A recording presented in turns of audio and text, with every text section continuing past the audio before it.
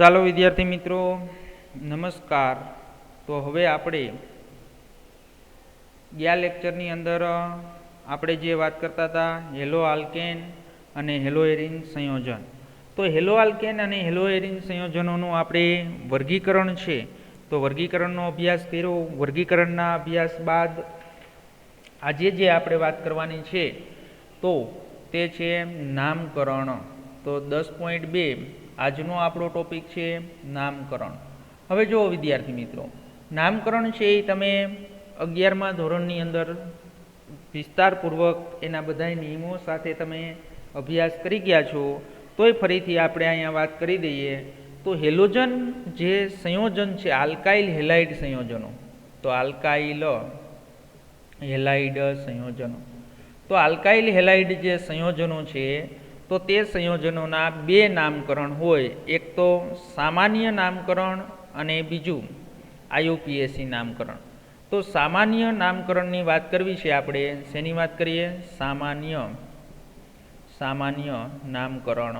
હાલો તો આપણે પહેલાં સૌ પ્રથમ છે સામાન્ય નામકરણ છે, સામાન્ય નામકરણની વાત કરીએ તો સામાન્ય નામકરણની અંદર હું તમને એમ કહું આલ્કાઇલ હેલાઇડ કોને કહેવાય એ આપણે કાલે વાત કરી દીધી આલ્કાઇલ હેલાઇડની।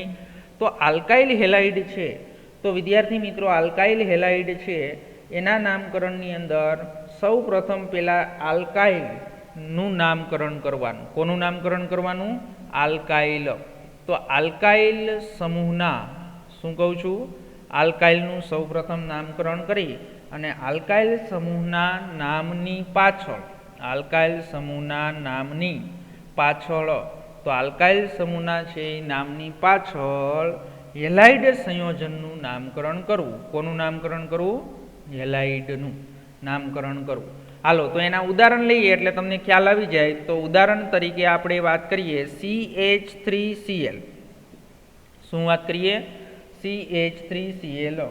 તો CH3Cl તમને ખબર છે આની અંદર આલ્કાઇલ, તો આલ્કાઇલ એક કાર્બન એટલે શું કહેવાય? મિથાઇલ, અને Cl એટલે હેલાઇડ ક્લોરાઇડ। તો આનું નામકરણ સામાન્ય નામકરણ કરવું હોય તો સામાન્ય નામકરણ શું થાય? તો કે મિથાઇલ ક્લોરાઇડ। આવડે બધાને? એવી જ રીતે CH2Br। હાલો આનું નામકરણ કરવું હોય તો બે કાર્બન એટલે શું થાય? Ethyl bromide. શું નામ થશે? Ethyl bromide. તો વિદ્યાર્થી મિત્રો આ જે નામકરણ છે એના કેવા નામકરણ છે? સામાન્ય નામકરણ હો, હજી આપણે IUPACની વાત કરતા નથી। CH2Br।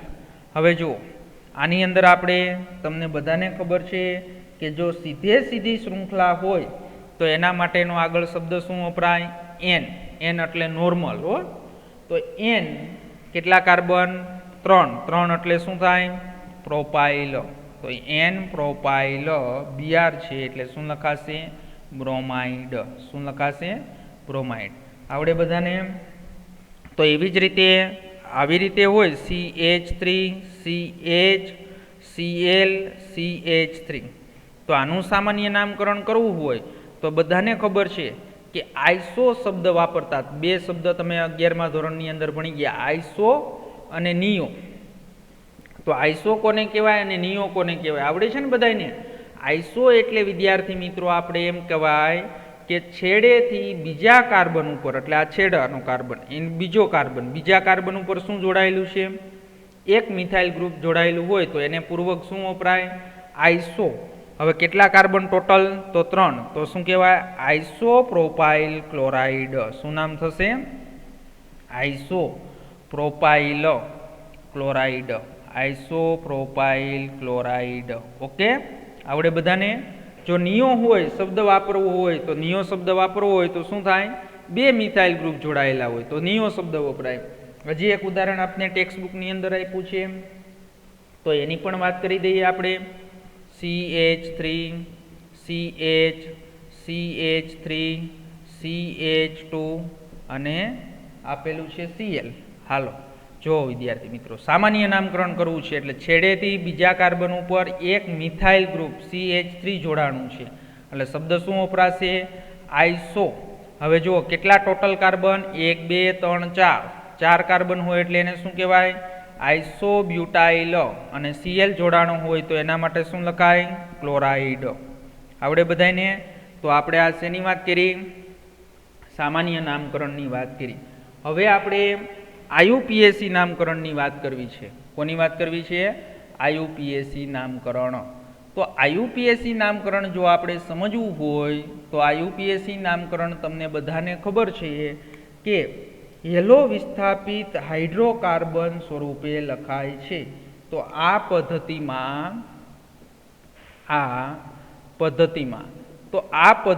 છે પદ્ધતિમાં alkyl halide સંયોજનનું alkyl halide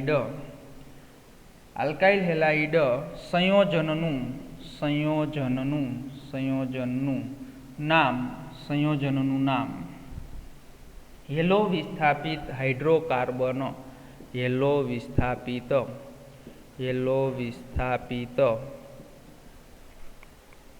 hydrocarbon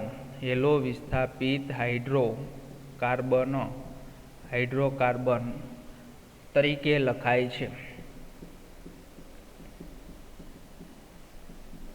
હાલો એની થોડીક આપણે વાત કરી દઈએ તો વિદ્યાર્થી મિત્રો આપણે આલ્કાઇલ હેલાઇડની વાત કરીએ તો એની અંદર આપણે હેલો વિસ્થાપિત સ્વરૂપે નામ લખાશે એટલે જો આપણે ઉદાહરણ લીધા હતા એના જ પાછા શું કરીએ આપણે IUPAC નામકરણ કરીએ તો આપણે એના IUPAC નામકરણ કરવા હોય તો આ ઉદાહરણ મેં તમને લખ્યું હવે બધાને ખબર કે IUPAC નામકરણ કરવું હોય તો આ લાંબામાં લાંબી શૃંખલા પસંદ કરવી પડે લાંબામાં લાંબી શૃંખલા તો પસંદ કરી પરંતુ આ BR છે એને નંબર કેવો મળવો જોઈએ ન્યૂનતમ તો આવું બધું તમે 11મા ધોરણની અંદર સમજી ગયા એટલે 1 2 3 1 ઉપર કોણ છે બ્રોમો તો આનું નામકરણ કરવું હોય તો શું થાય 1 બ્રોમો પ્રોપેન શું નામ થશે આનું 1 બ્રોમો પ્રોપેન આવડે બધાને એવી જ રીતે જો આમ લખેલું હોય CH3Br તો આનું IUPAC નામકરણ કરવું હોય તો એક જ કાર્બન છે એટલે નંબર આપવાની જરૂર નથી એટલે આનું નામ શું થાય બ્રોમો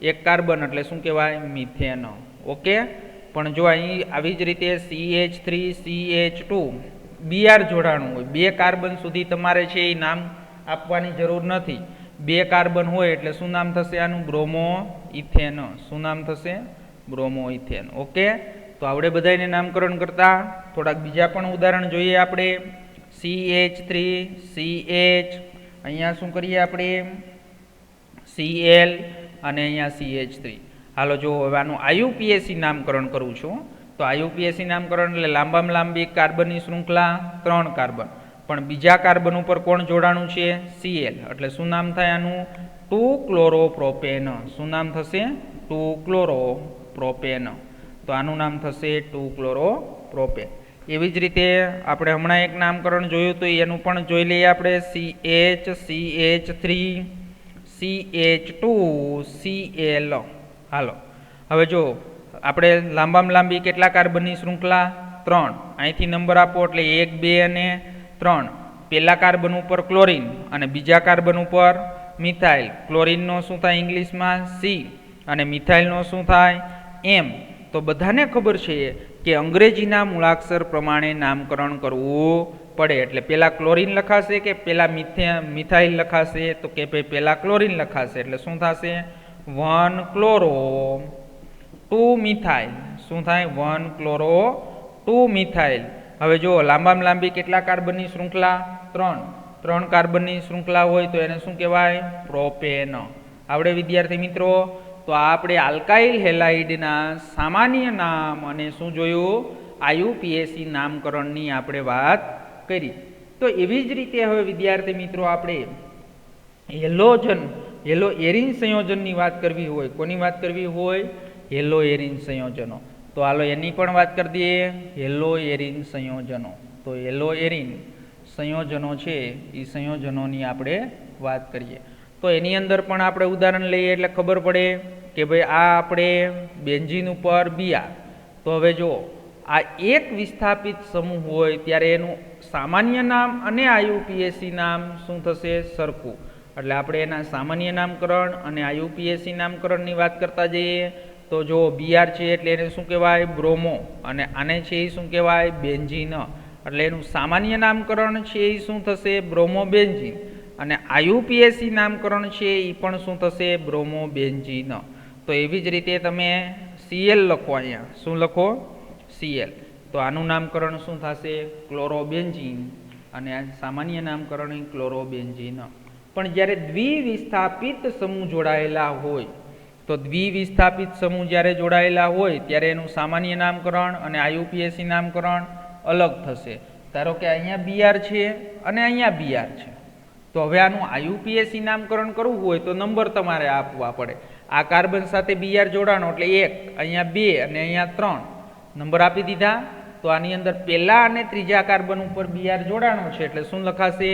1,3 ડાયબ્રોમો 1,3 ડાયબ્રોમો બેન્ઝીન. ઓકે, તો આ એનું કેવું નામ થયું? IUPAC નામ થયું. પણ જો તમારે આનું સામાન્ય નામકરણ કરવું હોય તો બધાને ખબર છે કે આ જે પોઝિશન છે એની બાજુની બે પોઝિશનને શું કહેવાય? ઓર્થો. પછી જે આ છે બીજો આવે ને બીજી પોઝિશન આવે એને મેટા, અને સામે હોય એને શું કહેવાય? પેરા. તો જો આ આપણી કઈ પોઝિશન થઈ? ઓર્થો. અને અહીંયા શું થયું? મેટા. તો મેટા ઉપર Br જોડાણો છે તો અહીંયા 1,3 નહીં લખવાનું, હવે તમારે અહીંયા શું લખવાનું? Meta ડાયબ્રોમો benzene. શું લખાશે?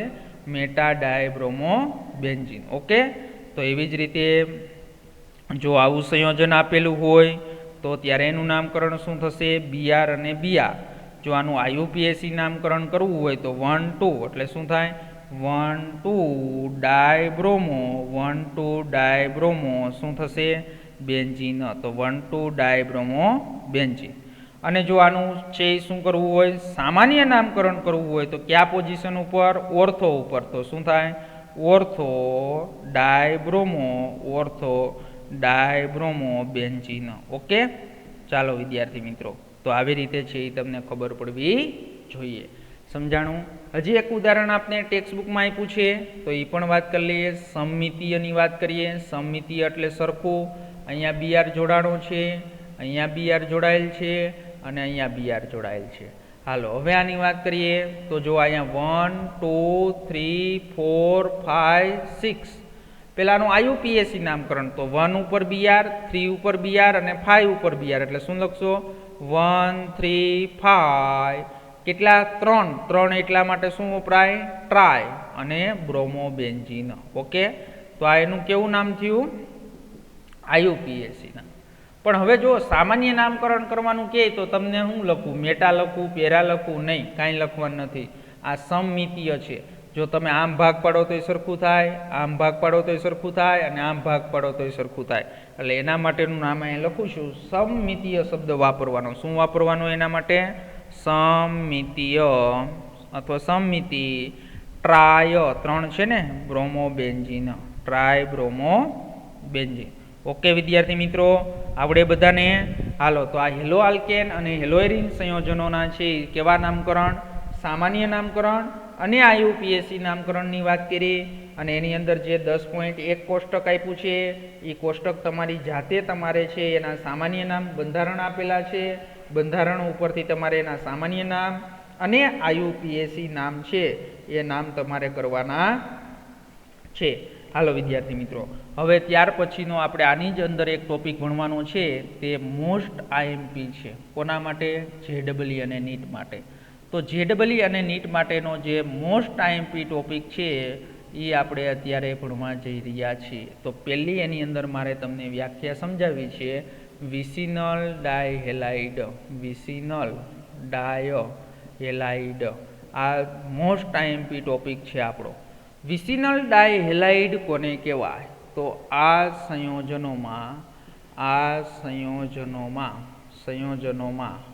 તો આ સંયોજનોમાં પાસ પાસેના કાર્બન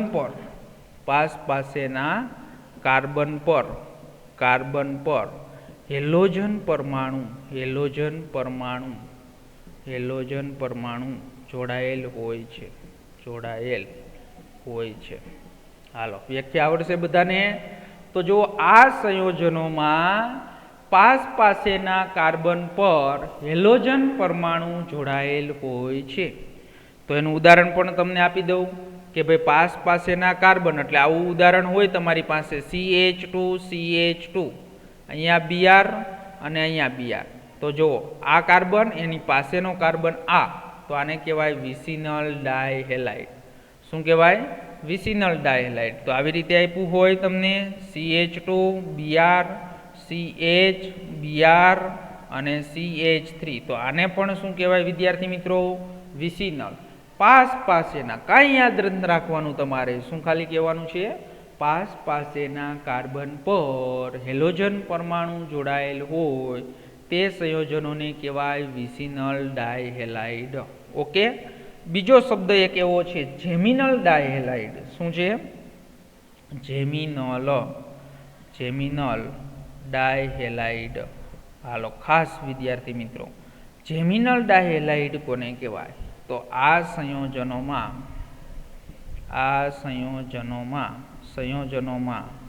એક જ કાર્બન પર, શું કહું છું? એક જ કાર્બન પર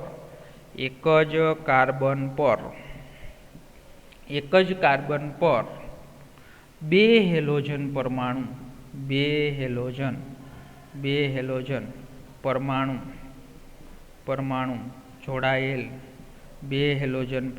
જોડાયેલ હોય છે. હાલો તો આનું પણ ઉદાહરણ આપી દઉં તમને વિદ્યાર્થી મિત્રો. તો એના ઉદાહરણની વાત કરીએ. CH3CHClCl. તો આને શું કહેવાય વિદ્યાર્થી મિત્રો? Geminal dihalide. તો એવી જ રીતે બીજું એક ઉદાહરણ આપું. CH3CH2CH Br. તો આને શું કહેવાય વિદ્યાર્થી મિત્રો? Geminal dihalide. તો પહેલાં તો આપને વિસિનલ ડાયહેલાઇડ અને જેમિનલ ડાયહેલાઇડ છે એ ખબર, બેની વ્યાખ્યા અને ઉદાહરણો છે એ ઉદાહરણો આપને આવડવા જોઈએ. જો એ ઉદાહરણો આપને આવડી જાય તો એના ઉપરથી આપણે જે હવે સામાન્ય નામકરણની વાત કરવાની છે, તો એ સામાન્ય નામકરણ તમને સમજાવવું એટલે તમને ખ્યાલ આવે. તો એ સામાન્ય નામકરણની અંદર જ્યારે જેમિનલ ડાયહેલાઇડ હોય, જો ખાસ યાદ રાખજો વિદ્યાર્થી મિત્રો, આ જેમિનલ ડાયહેલાઇડ,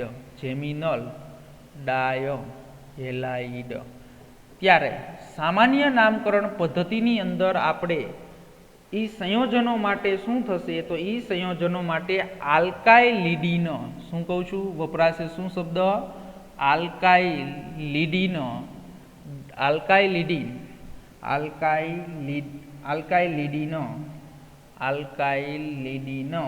હેલાઇડ. શું વપરાશે?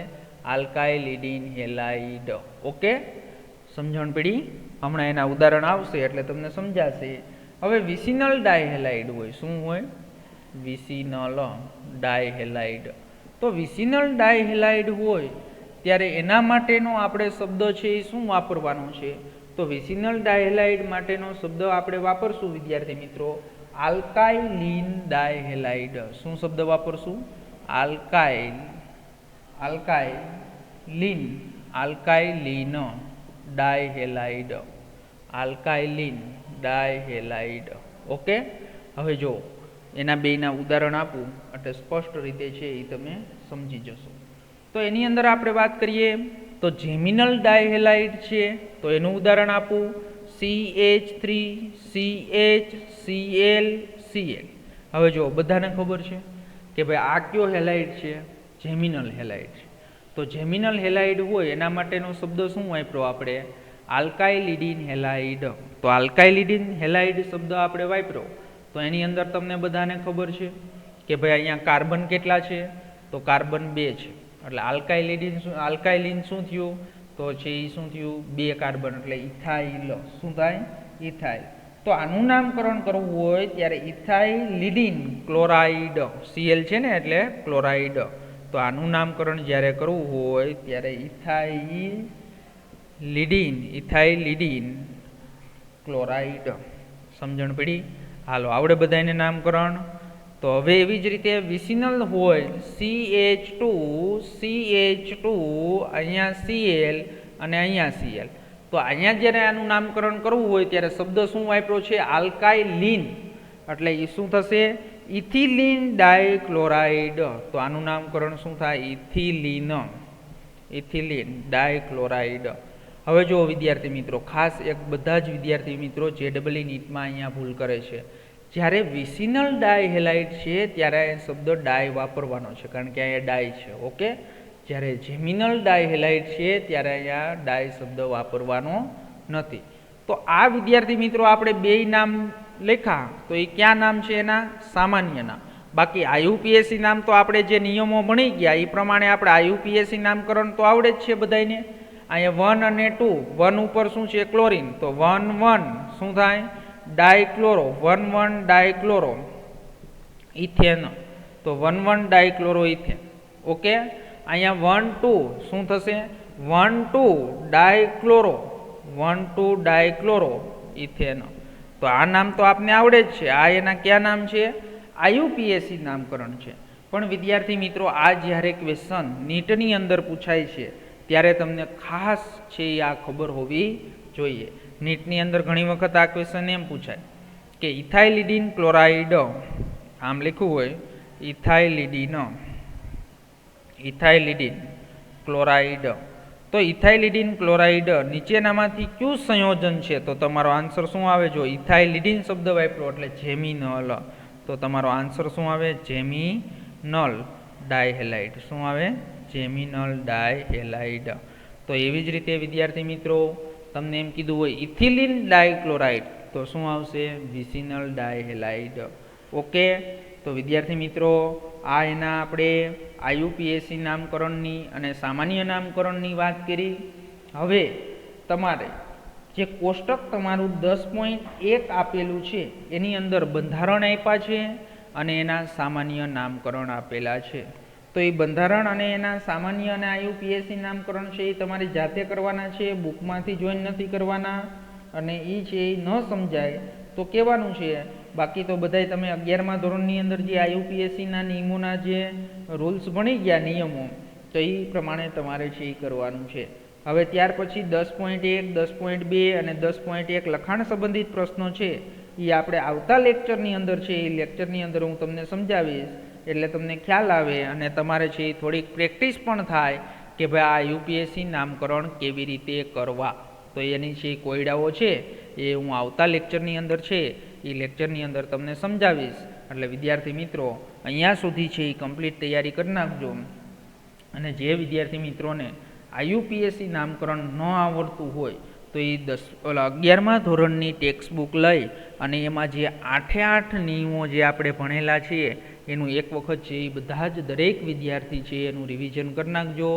જો ઓર્ગેનિક કેમેસ્ટ્રીની અંદર તમને IUPAC નામકરણ ન આવડે તો ઘણા બધા પ્રશ્નો પણ ન આવડે અને નીટની અંદર છે MCQ સોલ્વ કરવાની અંદર પણ પ્રશ્ન રહેશે. એટલે વિદ્યાર્થી મિત્રો ખાસ એક વસ્તુ કહું છું, IUPAC નામકરણ આવડવા ફરજિયાત છે. જો ન આવડે તો તમારું 60% ઓર્ગેનિક કેમેસ્ટ્રી તમને આવડશે નહીં. એટલે IUPAC નામકરણના જે નિયમો છે એ નિયમો એક વખત વાંચી લેજો, એની પ્રેક્ટિસ કરી નાખજો. અને જે કોષ્ટક 10.1 તમને આપ્યું છે એની પણ પ્રેક્ટિસ કરજો. અને જે નામકરણ ન સમજાય તો એ છે મને પ્રશ્ન પૂછી શકો છો.